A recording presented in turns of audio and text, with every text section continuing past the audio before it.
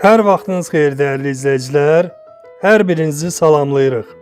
Vəngilin bu hissəsi istirahəti təbiətlə baş-başa, təmiz dağ havasında keçirmək istəyənlər üçün əsl tapıntıdır. Sıldırım qayaların ətəyində qurulan bu fərqli dünya real istirahətin ünvanıdır.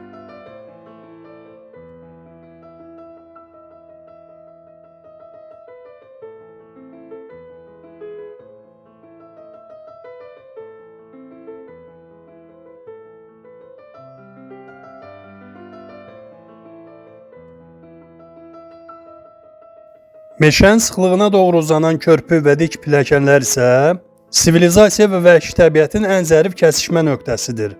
Hər addımda ağacların kölgəsi və təmiz dağ havası sizi müşahidə edir. Məkanın ən diqqət çəkən tərəfi isə bu gəmi formalı tikililərdir. Sanki çayın sahilində lövbər salmış bu meşə gəmiləri həm restoran, həm də qonaqlama yeri kimi xidmət verir. Yüksəklikdən ətrafdakı sıldırım qayaları və sıx meşələri seyr etmək insana fərqli bir ruh yüksəkliyi bəxş edir. Meşənin ortasında belə bir heybətli mənzərə ilə qarşılaşmaq insanı həm təəccübləndirir, həm də heyran edir. Ağdərənin yaşıl libası olan vəngli, dovşanlı əraziləri. Meşənin sıxlığı çayın sahilinə qədər uzanaraq təbiətin ən gizli və hüzurlu gülşəsini yaradır. Yarpaqların xışıltısı çayın sədasına qarışaraq buranın əsl sahibi olan sükunəti qoruyur. Bu kiçik körpü meşənin iki tərəfini birləşdirən zərif bir cığırdır. Körpünün üzərində dayanıb aşağıda köpüklənərək axan su izləmək insanın ruhunu təmizləyir. Dağ çayının gətirdiyi o saflıq həm gözləri, həm də fikirləri dincəldir. Suyun kənarı boyunca düzülən qədim ağaclar sanki əsrlərdir bu axarı izləyir. Belə ərazilər təbiətsevərlər üçün tapıntıdır. Havanın sərinliyi və meşənin qoxusu hər addımda sizi daha dərindən ağuşuna alır. İnsan burada özünü böyük bir ekosistemin kiçik, amma xoşbəxt bir parçası kimi hiss edir. Belə mənzərələr real həyatın içində bir nağıl parçasıdır. Səs-küylü dünyadan uzaqlaşıb təbiətin səmiyyətinə sığınmaq istəyənlər üçün hər küncdə fərqli bir gözəllik gizlənib. Gəlin bu təbii harmoniyanı biraz da dərindən hiss edək. Hər kadrda gizlənən o təkrar olunmaz rəngləri və anları birlikdə seyr edək. Qaçqınların və məcburi köçkünlərin işləri üzrə Dövlət Komitəsinin məlumatına əsasən 2026-cı il ərzində Kərkicahan qəsəbəsinə mərhələli şəkildə sakinlərin köçürülməsi nəzərdə tutulub. Köçürülən ailələr əvvəlcədən keçirilmiş püşkatma əsasında onlar üçün ayrılmış və tam təmir olunmuş mənzillərə yerləşdirilir. Şəhərdə məktəblərin bərpası və digər infrastruktur layihələrin yekunlaşdığı üçün may ayında yeni ailələrin qəbulu üçün şərait mövcuddur. Şəhər rəsmiləri tərəfindən sakinlərin müraciətlərinin qəbulu və onların məişət qayğılarının həlli istiqamətində işlər may ayında da aktiv fazadadır. May ayı ərzində dəqiq köç tarixləri və ailə sayı ilə bağlı ən son rəsmi elanları izləmək üçün Dövlət Komitəsinin rəsmi məlumatlarını diqqətdə saxlamaq faydalı olar. 23-25 may 2026-cı il tarixlərində şəhərdə 1-ci Qarabağ Universiteti Beynəlxalq BMT modeli konfransı keçiriləcək. Bu tədbirdə iştirak etmək üçün 25-dən çox ölkədən 900-dən artıq müraciət qəbul olunub, onlardan isə 100 nəfəri konfransda iştirak hüququ qazanıb.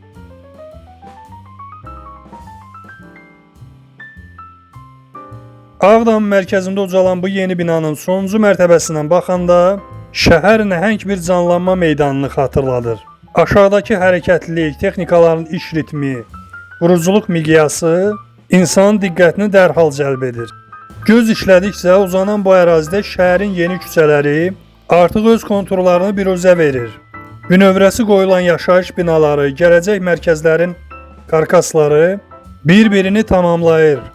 Planlı şəkildə aparılan bu işlər Ağdamın müasir simasının necə sürətlə formalaşdığını sübut edir.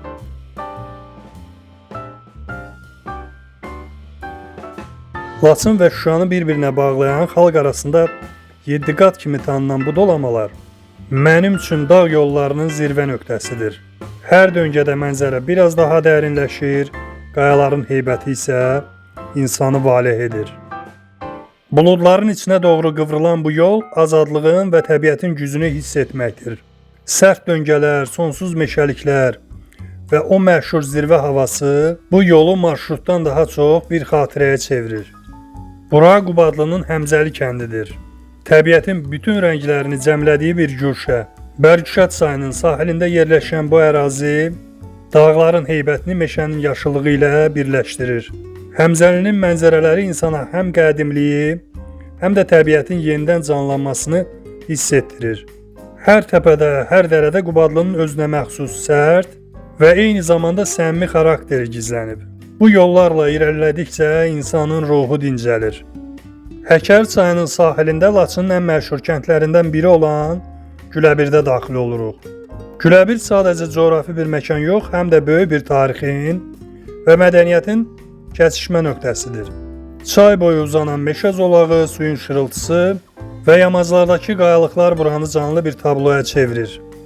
Burada inşa edilən su elektrik stansiyaları və yeni infrastruktur təbiətin bu gücünü müasir quruculuqla birləşdirir. Güləbirdin havası digər yerlərdən fərqlənir. Bura həm də məşhur Sarı Aşığın yurdudur. Onun sözlərindəki səmimiyyət sanki hələ də bu dağların havasında hiss olunur. Güləbirdin hər qarşı həm keçmişin xatirələrini yaşadır, həm də gələcəyin işıqlı günlərindən xəbər verir. Bu real mənzərələr insanın yaddaşında silinməz izlər buraxır.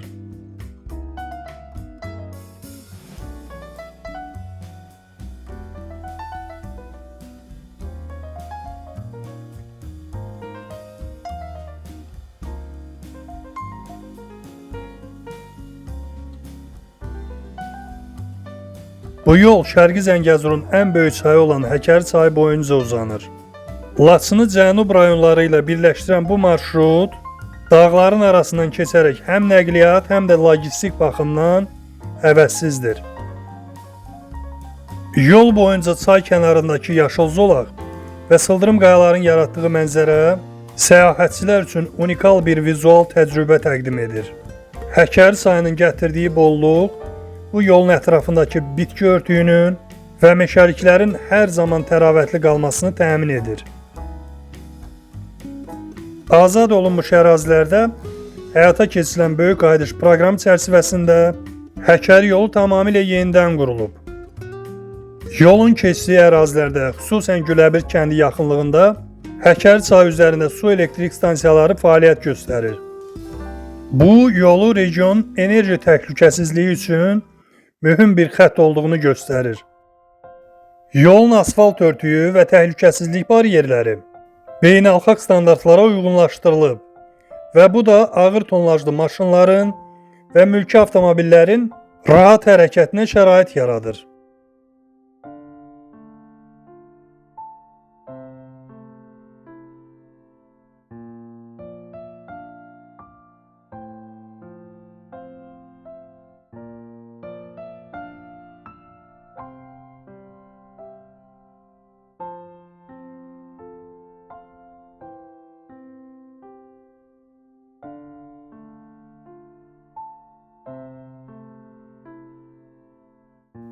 Həkəri boyunca irəlilədikcə Laçının məşhur Güləbird və digər sahil kəndlərinin yenidən canlanmasının şahidi oluruq.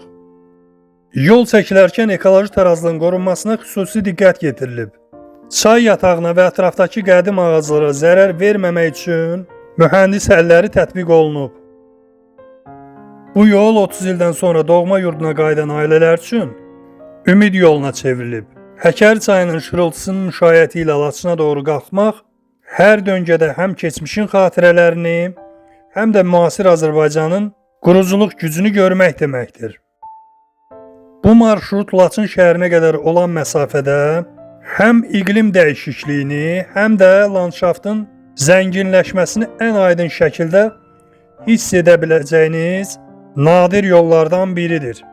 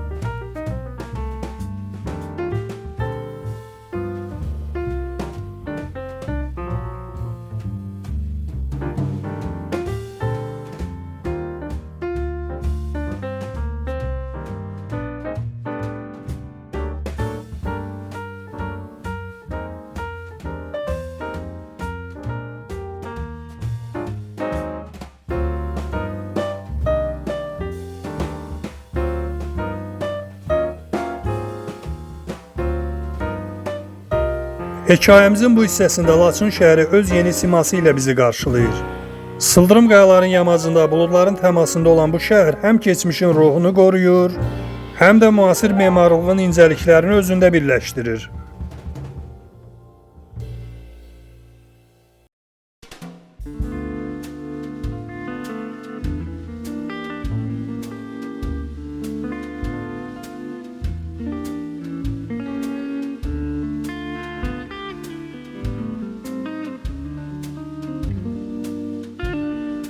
Yenidən qurulan küçələr, bərpa edilən evlər və hər döngədə hiss olunan sonsuz dağ havası Laçını bölgənin ən cazibədar məkanına çevirib. Şəhərin üzərindən açılan mənzərə bu torpaqların əsl sahiblərinin qayıdışı ilə necə nəfəs aldığının sübutudur.